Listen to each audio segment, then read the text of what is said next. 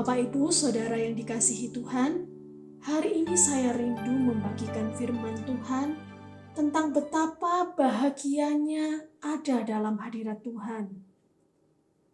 Berdiam diri dalam hadirat Tuhan sangat diperlukan oleh setiap orang yang percaya kepada Tuhan. Mengapa? Karena saat kita mengambil waktu untuk berdiam diri dalam hadirat Tuhan, hal itu akan menyegarkan kembali pikiran dan hati kita, sehingga jiwa kita pun tenang. Saya akan coba menjelaskan bagaimana berdiam diri dalam hadirat Tuhan atau di hadapan Tuhan melalui kisah Maria dan Marta yang terdapat dalam Lukas 10 ayat 38 sampai 42.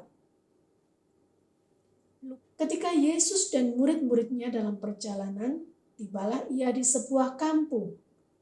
Seorang perempuan yang bernama Marta menerima dia di rumahnya. Perempuan itu mempunyai seorang saudara yang bernama Maria. Maria ini duduk dekat kaki Tuhan dan terus mendengarkan perkataannya. Sedang Marta sibuk sekali melayani. Ia mendekati Yesus dan berkata, "Tuhan, tidakkah engkau peduli bahwa saudaraku membiarkan aku melayani seorang diri? Suruhlah dia membantu aku." Tetapi Tuhan menjawabnya, "Marta, Marta, engkau khawatir dan menyusahkan diri dengan banyak perkara. Tetapi hanya satu saja yang perlu. Maria telah memilih bagian yang terbaik, yang tidak akan diambil daripadanya." Tuhan ada dalam rumah mereka, dan mereka sama-sama merasakan kebahagiaan karena Tuhan hadir di tengah-tengah mereka. Tapi beberapa saat kemudian ada dua sikap yang berbeda. Maria tetap duduk diam di hadapan Tuhan, terus mendengarkan perkataan Tuhan. Apa yang Tuhan katakan tentang Maria? Maria telah memilih hal yang baik, sedangkan Marta sibuk sekali melayani. Dalam terjemahan lain dikatakan, Maria teralihkan dengan banyak pekerjaan lain, sehingga tidak dapat memusatkan perhatiannya kepada Tuhan. Apa yang Tuhan katakan tentang Marta? Marta khawatir dan menyusahkan diri dengan banyak perkara. Apakah Marta salah jika ia sibuk bekerja dan melayani? Tidak salah. Tapi saat itu Tuhan datang dan duduk di rumah mereka.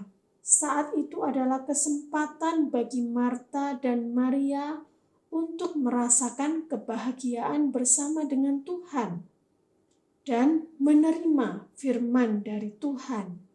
Dalam keseharian pun saya percaya Maria tidak hanya duduk diam bermalas-malasan, tapi dia melakukan tanggung jawabnya dengan setia.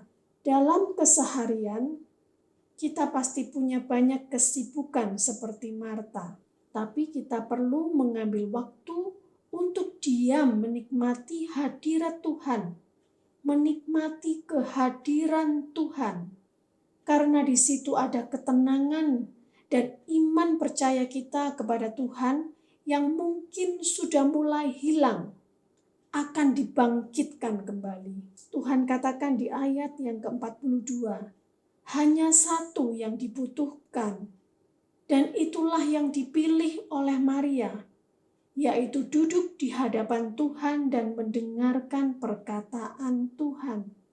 Begitu pula yang terjadi pada Daud. Kita melihat dalam Mazmur 16 ayat 7, 8, dan 11. Mazmur 16 ayat 7. Aku memuji Tuhan yang telah memberi nasihat kepadaku. Ya, pada waktu malam hati nuraniku mengajari aku. Ayat 8. Aku senantiasa memandang kepada Tuhan, karena ia berdiri di sebelah kananku. Aku tidak goyah. Di ayat yang ke-11, Engkau memberitahukan kepadaku jalan kehidupan. Di hadapanmu ada sukacita berlimpah-limpah. Di tangan kananmu ada nikmat senantiasa. Daud senantiasa memandang kepada Tuhan. Dan pada waktu malam hari, nuraninya mengajari dia. Tuhan sendiri yang mengajar kepada Daud. Dalam ayat yang ke-11, Engkau memberitahukan kepadaku jalan kehidupan. Jalan kehidupan diartikan sebagai cara hidup. Tentu yang menurut Tuhan. Jadi, saat kita ada di hadapan Tuhan, Dia akan mengajarkan bagaimana seharusnya kita berpikir tentang segala sesuatu.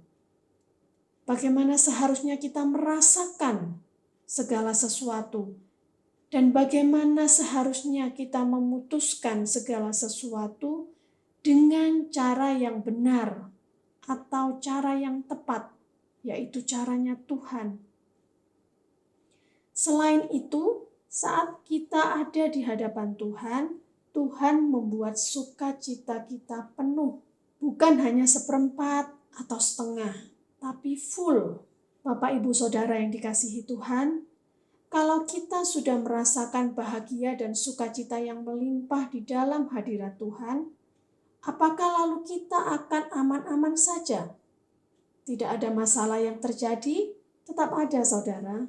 Kapanpun dan dimanapun kita bisa mengalami situasi-situasi yang tidak menyenangkan hati kita, yang bisa mengusik kebahagiaan kita. Masalah tersebut bisa datang dari suami, istri, anak, pegawai kita di kantor, atau siapapun juga yang bekerja pada kita. Bahkan mungkin dari atasan atau pimpinan kita. Bisa juga dari partner kerja, teman dan sahabat kita, dan seterusnya. Tapi yang perlu kita ketahui, hadirat Tuhan mampu membuat kita tetap bersukacita dan bahagia. Hadirat Tuhan sanggup membuat kita tetap tenang dan damai. Sehingga kita tidak melakukan kesalahan atau kecerobohan dengan perkataan maupun sikap kita yang nantinya merugikan diri kita sendiri. Itulah sebabnya Bapak, Ibu, Saudara yang dikasihi Tuhan, kita harus terus menjaga hadirat Tuhan dalam hidup kita. Saat bekerja dan melakukan aktivitas sehari-hari, mari kita sadari Tuhan ada bersama dengan kita. Mengucap syukur kepada Tuhan dalam hati kita. Maka kita akan rasakan terus kehadiran Tuhan di sepanjang perjalanan hidup kita. Ada sebuah lirik pujian yang sangat memberkati saya. Dalam hadiratnya ku rasa bahagia. Dalam hadiratnya ada damai dan sejahtera. Dalam hadiratnya ku temukan iman kekuatan. Dalam hadiratnya ku temukan kasih-Nya. Saya rindu Bapak, Ibu, Saudara mengalami betapa bahagianya dalam hadirat Tuhan. Mari kita terus melatih diri kita untuk berdiam diri di hadapan Tuhan. Kita akan menerima sukacita yang sejati, dan Tuhan akan mengajarkan kepada kita jalan hidup yang benar. Tuhan Yesus memberkati Bapak, Ibu, Saudara sekalian. Mari kita berdoa. Bapa yang baik, kami mengucap syukur atas hadirat-Mu. Kiranya Roh Kudus memberi pengertian di dalam hati setiap jemaat Tuhan dimanapun berada. Di dalam nama Tuhan Yesus, kami berdoa dan mengucap syukur. Haleluya. Amin.